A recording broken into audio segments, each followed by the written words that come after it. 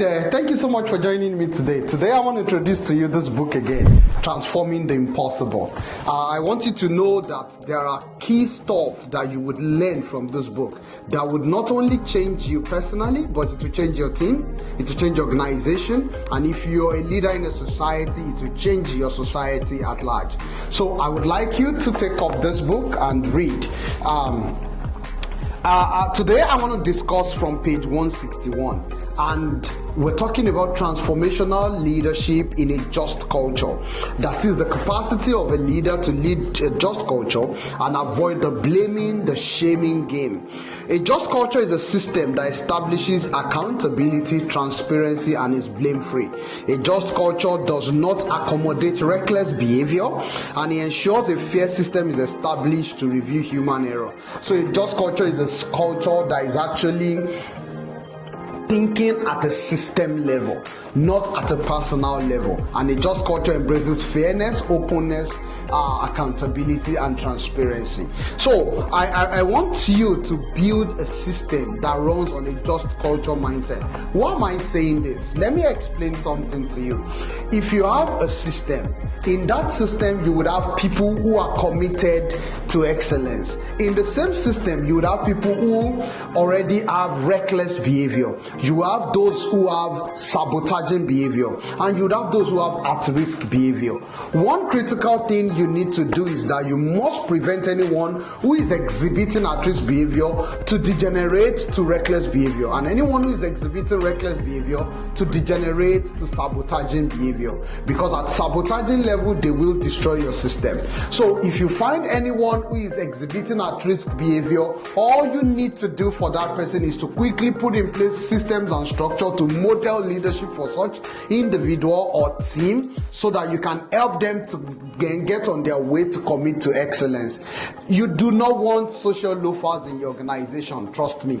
So if you want to talk about a just culture, it's a culture that is actually focused on those who are committed to excellence, but it's also very clear about preventing at-risk behavior, preventing reckless behavior, and of course it has zero tolerance for sabotaging behavior. So a fair system that does not reduce accountability and discipline is a just culture. A fair system that supports transparency, reporting of near misses, errors, and it does not have the attitude of covering up for things or manipulating results. Is a society that opens up things the way they are. They tell themselves the brutal truth.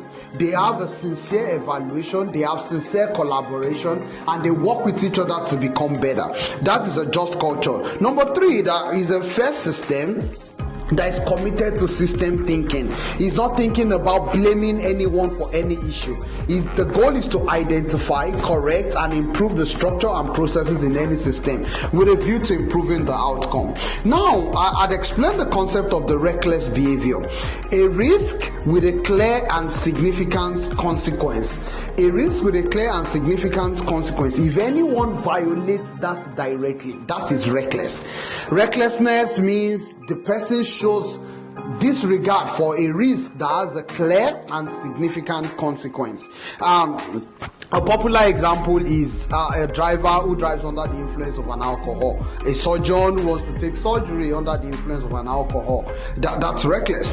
Reckless behavior may gradually start from at-risk behavior, which involves drifting away from policies, from procedures, from standards, and from rules, and gradually becomes what people create a workaround about, and before you know it, that workaround becomes a reckless attitude.